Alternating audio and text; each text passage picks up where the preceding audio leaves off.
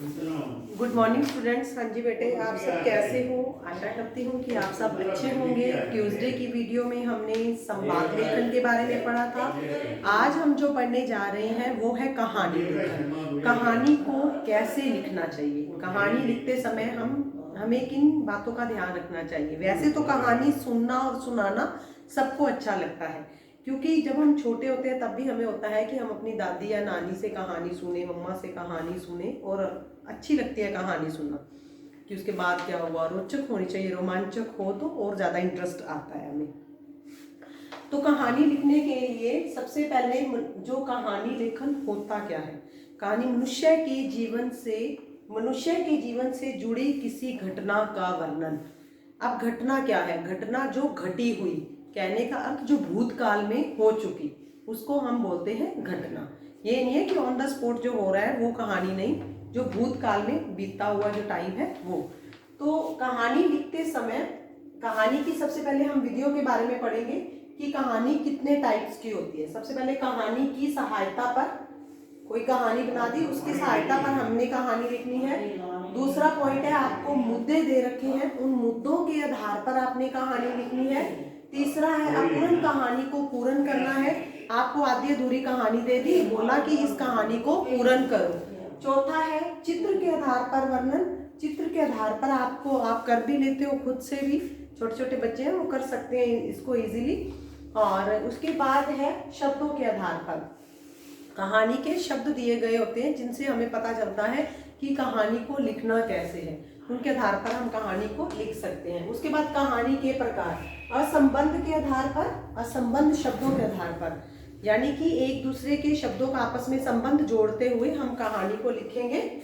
मुद्दों के आधार पर कहानी, सुवचन कहावतों के आधार पर कहानी। ज्यादातर जो कहानी आती है वो मुद्दों के आधार पर आती है। हमें एक शीर्षक दिया होता है कि उसके आधार पर आप इसको कहानी को लिखो। कहानी लिखते समय हमें किन किन बातों का ध्यान रखना चाहिए? कहानी आरंभ करने से पहले सबसे हमें ध्यान देना चाहिए कि शीर्षक क्या है। शीर्षक की तरफ ध्यान देना चाहिए, क्योंकि शीर्षक जब हम देखेंगे तो उसके अकॉर्डिंग हम अपनी कहानी को लिख सकते हैं। दूसरा है मुद्दे अच्छी तरह से पढ़ ले। अगर आपको मुद्दों के आधार पर दी है या आपको चित्र के आधार पर दी है तो आप मुद्दे और चित्र को ध्यान से देखें कि उनका कहने का तात्पर्य क्या है, क्या अर्थ है, वो क्या कहना चाह रहा है। फिर हम उसके अकॉर्डिंग कहानी लिखनी स्टार्ट करें।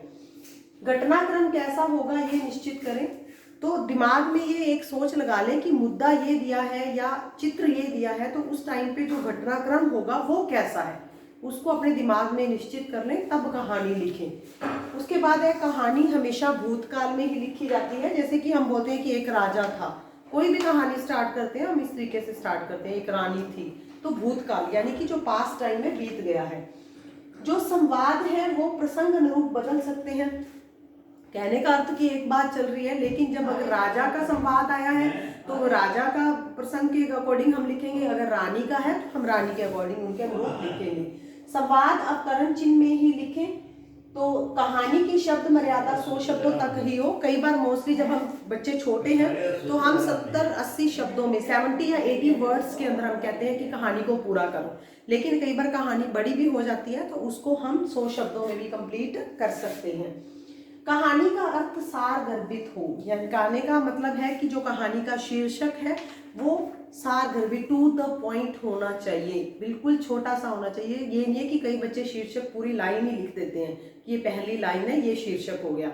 हम अपठित गद्यांश के अंदर भी आपसे पूछते हैं कि इस गद्यांश का शीर्षक क्या है, तो इस गद्यांश का शीर्षक, जैसे मैंने आपको जो लास्ट ऐसे 1 का पेपर था उसमें मैंने आपको दिया था कि पहिए का आविष्कार, उसका जो शीर्षक था, लेकिन बच्चों ने बहुत पूरी फर्स्ट लाइन ही लिख रखी थी, तो ये गलत है। आपने सार गर्भित लिखना है। सार गर्भित मतलब टू द पॉइंट, पहिए का आविष्कार हुआ तो क्या क्या चीजें चेंज हुई ये लिखना था। तो उसके बाद है शीर्षक छोटा, आकर्षक व मार्मिक होना चाहिए। शीर्षक बहुत छोटा होना चाहिए और आकर्षक, और उसको लाई करना चाहिए। जो जैसे आपको कहानी दी है तो उसको उसके ऊपर सेट बिल्कुल फिट बैठना चाहिए। कहानी का अर्थ भी सार गर्भित हो। कहानी जो लिख रहे हैं वो भी टू द पॉइंट होनी चाहिए। ये नहीं बात इधर की उधर, उधर की बात इधर, ताकि पढ़ने वाले को समझ ही नहीं आए। नहीं, कहानी का अर्थ सार गर्भित हो ताकि जो पढ़ रहा है रोमांचक भी हो, उसको समझ आए और उसका इंटरेस्ट बढ़ता जाए और वो उस कहानी को पढ़ता ही रहे। उचित विराम चिन्ह का प्रयोग होना चाहिए कहानी पे, जहाँ पे पूर्ण विराम है, जहाँ पे अलग विराम है, जहाँ पे हमें कोष्टक चिन्ह लगाना है, जहाँ पे हमें अर्ध विराम लगाना है, उन विराम चिन्हों का भी ध्यान रखते हुए हमें कहानी लिखनी चाहिए। भाषा सरल व सरस हो, कहानी की भाषा सरल व सरस, सरल आसान होनी चाहिए और सरस रस से भरी होनी चाहिए। कहने का मतलब कि उसको पढ़ने में रोमांच पैदा हो। वाक्य क्रमबद्ध होने चाहिए, जो सेंटेंस है वो पूरे point two point serial number में होने चाहिए। ऐसे नहीं है कि कोई वाक्य कहाँ कोई कहाँ, इस तरीके से हमने कहानी नहीं लिखनी है। कहानी आपकी जो बुक में दे रखी है चतुर कोआ, तो वो आपको चित्र के आधार पर दी हुई है, चित्र बनाकर लिख रखे हुए हैं। उसमें है कि एक कोए को एक रोटी मिली, वह उसे लेकर एक पेड़ पर आ गया, एक लोमड़ी ने उसे देख लिया, वह चालाकी से उस रोटी को पाना चाहती थी। वह कोए के पास आई और बोली, कोए भाई तुम्हारी आवाज तो बहुत मीठी है, एक गाना सुनाओ ना। तो यह सुनकर कोए ने रोटी को अपने पंजे से नीचे दबाया। अब कोआ है वो खुशी से भर गया कि मेरी तो प्रशंसा हो रही है। उसने क्या किया, वो जब उसको लगा कि मेरी प्रशंसा कर रही है तो वो उसने पंजे के नीचे दबाया रोटी को और काम काम काम करने लगा, यानी कि अपना गाना गाने लगा जो उसने बोलना था। लोमड़ी यह देखकर बहुत हैरान हुई। तभी कोआ बोला, लोमड़ी बहन सुन लिया गाना, मीठा था ना, अब तुम जाओ मुझे रोटी खानी है। यह कहकर कोआ सारी रोटी खा गया, लोमड़ी बेचारी देखती रह गई। लेकिन जो पहले कहानी हमने पढ़ रखी थी उसके अंदर क्या था कि कोआ ने जैसे ही मुंह खोला तो जो रोटी का टुकड़ा था वो नीचे गिर गया और लोमड़ी उठाकर भाग गई और कोआ काम काम ही करता रह गया। तो ये अब इसमें थोड़ी आपकी बुक के अंदर चेंज है। क्यों? क्योंकि ये पिक्चर के आधार पर हमने कहानी को बनाना है। तो आपका दूसरा है टोपी वाला और बंदर, वो कहानी है, वो भी पिक्चर के आधार पर है। जैसे जैसे आपको पिक्चर दी जाती है, चित्र जिस प्रकार का दिया गया है उसी प्रकार से आप कहानी इजीली बना सकते हो। ये आपका टॉपिक कहानी लेखन है, इसके हम इनके आधार पर भी कहानी लिखेंगे। मैं आपको एक दो टॉपिक सेंड करूंगी ताकि आप उसके आधार पर अपनी ग्रामर की नोटबुक में कहानी लिख लेना। तो आपकी नोटबुक्स कंप्लीट होनी चाहिए। आपकी जो सुनहरी धूप बुक है या मतलब जो बच्चों की ग्रामर बुक है वो सारी कंप्लीट होनी चाहिए। अब पेंसिल से लिखना है आपने, पेन से उसको फिल नहीं करना है, लेकिन नोटबुक के अंदर आप पेन से काम कर सकते हो। तो नीट एंड क्लीन होनी चाहिए नोटबुक। आपकी नोटबुक सबमिट जब करने को बोला जाएगा, जो डेट आपको दी जाएगी तो आप अपनी नोटबुक सबमिट करवाएंगे ताकि हम आपको इजीली इंटरनल असेसमेंट आपकी दे सकें। धन्यवाद। बूढ़े कहानी पढ़ना और सुनना सबको अच्छा लगता है। कहानी साहित्य की सबसे अधिक लोकप्रिय विधा है। आपने भी तो कहानी पढ़ी और सुनी होगी। आइए अब कहानी के प्रकार पढ़ते हैं। क्या आपको मालूम है कि कहानी कितने प्रकार की होती है? नहीं मालूम? आइए मैं बताती हूँ। बच्चों, कहानियां अनेक प्रकार की होती हैं, जैसे परियों की कहानियां, पशु पक्षियों की कहानियां, जादू की कहानियां, साधु संतों की कहानियां तथा राजा महाराजा एवं वीरों की कहानियां। बच्चों, क्या आपको पता है कि कहानियां लिखी, पढ़ी और सुनाई क्यों जाती हैं? कहानियां बच्चों या पढ़ने वालों को शिक्षा देने के लिए लिखी, पढ़ी और सुनाई जाती हैं। बच्चों, अभी आपने कहानी और कहानी के महत्व को समझा। आइए अब कहानी के अंगों के बारे में बात करते हैं। कहानी के अंग। कहानी के कितने अंग होते हैं? कहानी के 4 अंग होते हैं। पहला, कथावस्तु। दूसरा, पात्र या चरित्र। तीसरा, उद्देश्य। चौथा, कथोपकथन। पहला, कथावस्तु। बच्चों, कहानी की कथावस्तु जीवन से जुड़ी या कल्पना पर आधारित हो सकती है। 2, कहानी के पात्र या चरित्र। कहानी के पात्र देवी देवता, भूत प्रेत, परियां, राजा रानी या कोई साधारण आदमी भी हो सकता है। तीसरा, उद्देश्य। कहानी का उद्देश्य पढ़ने वाले को शिक्षा देना है, अतः कहानी में उसका उद्देश्य अर्थात शिक्षा अवश्य होनी चाहिए।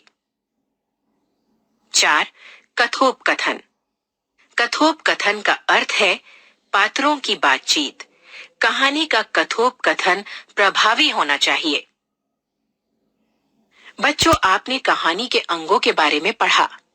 अब कहानी लेखन में याद रखने योग्य बातों को पढ़िए। बच्चों, कहानी का विषय पढ़ने वाले की उम्र एवं रुचि के अनुसार होना चाहिए। कहानी इतनी बड़ी ना हो कि पढ़ने वाले या सुनने वाले का मन उचट जाए। सबसे पहले कहानी का विषय अच्छी तरह से समझ लें और एक स्पष्ट रूपरेखा बना लें। कहानी की भाषा सरल और सुबोध हो और वाक्य छोटे छोटे हों। कहानी का कथोपकथन सरल और सजीव लगना चाहिए। यदि कहानी कल्पना पर आधारित हो तो भी सामान्य जीवन से समानता रखती हो। कहानी रुचिकर, मनोरंजन करने वाली तथा शिक्षा देने वाली हो। बच्चों, परीक्षा में चित्र तथा संकेत बिंदु अथवा केवल संकेत बिंदु देकर कहानी लेखन के लिए कहा जा सकता है, अथवा शब्दों, वाक्यांशों या वाक्यों की सहायता से कहानी पूरी करने के लिए कहा जा सकता है। अब आप कहानी लेखन के संबंध में अच्छी तरह समझ गए हैं, अतः अब कहानी के कुछ उदाहरण पढ़िए। उदाहरण 1, चित्र एवं संकेत बिंदुओं द्वारा कहानी लेखन। चित्र एवं संकेत बिंदुओं की सहायता से कोरा ज्ञान शीर्षक कहानी लिखिए। चित्र 1, चित्र 2, संकेत बिंदु, बनारस, गंगा का किनारा, एक गांव, ब्राह्मण पुत्र, रुद्रदत्त, संस्कृत का विद्वान होना, घर आना, सम्मान पाना, घमंडी होना, कथा कहने दूसरे गांव जाना, नाव से गंगा नदी पार करना, नाविक से पढ़ाई के बारे में पूछना, नाविक द्वारा खुद को अनपढ़ बताना, नाविक के जीवन को व्यर्थ कहना, इसी बीच में आंधी आना और पानी बरसना, नाव गंगा में डूब जाना, पंडित को तैरना न आना, नाविक द्वारा पंडित को बचाना, पंडित द्वारा नाविक को धन्यवाद देना, घर वापस जाना। सीख पुस्तकीय ज्ञान के साथ साथ व्यवहारिक ज्ञान भी आवश्यक। कोरा ज्ञान। गंगा के तट पर बनारस के पास एक गांव में एक ब्राह्मण रहता था। स्वयं तो कम पढ़ा लिखा था, किंतु उसने अपने पुत्र रुद्रदत्त को काशी में शिक्षा दिलवाई। वो काशी से संस्कृत का महान विद्वान बनकर वापस गांव लौटा। सब स्थानों पर उसका यश फैल गया। अपनी प्रशंसा सुन सुनकर उसको अपने ज्ञान पर बड़ा अभिमान हो गया। वर्षा ऋतु के एक दिन उसको गंगा के उस पार कथा कहने जाना था। पोथी पत्रा लेकर वो घर से चला। गंगा नदी पर पहुंचकर नाविक से बोला, भैया शीघ्रता करो, मुझे तुरंत उस पार जाना है। नाविक ने नाव खोल दी। रास्ते में उसने नाविक से पूछा, भैया तुम पढ़े लिखे हो? उसने कहा, नहीं। रुद्रदत्त ने फिर पूछा, शास्त्रों की बातें सुनी है? उसने कहा, नहीं। नाव चलाने के अतिरिक्त कोई और काम नहीं किया। रुद्रदत्त ने उससे कहा, फिर तो तुम्हारा जीवन ही बेकार है। रुद्रदत्त नाविक से बात कर ही रहा था कि आंधी आ गई और पानी बरसने लगा। नाविक ने कहा, पंडित जी, नाव का कोई भरोसा नहीं, आपको तैरना आता है ना? पंडित जी ने कहा, नहीं, मुझे तैरना नहीं आता। इतने में जोर की आंधी आई और नाव पलट गई। पंडित जी डूबने लगे। नाविक ने नाव पतवार छोड़ दिया। पंडित जी को सहारा देकर गंगा के किनारे लाया। हाँफते हुए पंडित जी ने कहा, भैया तुमने मेरे जीवन की रक्षा की है, मैं तुम्हारा उपकार सदा याद रखूंगा। किसी ने सत्य कहा है, कोरे पुस्तकीय ज्ञान के साथ ही कुछ न कुछ व्यवहारिक काम भी सीखना आवश्यक है।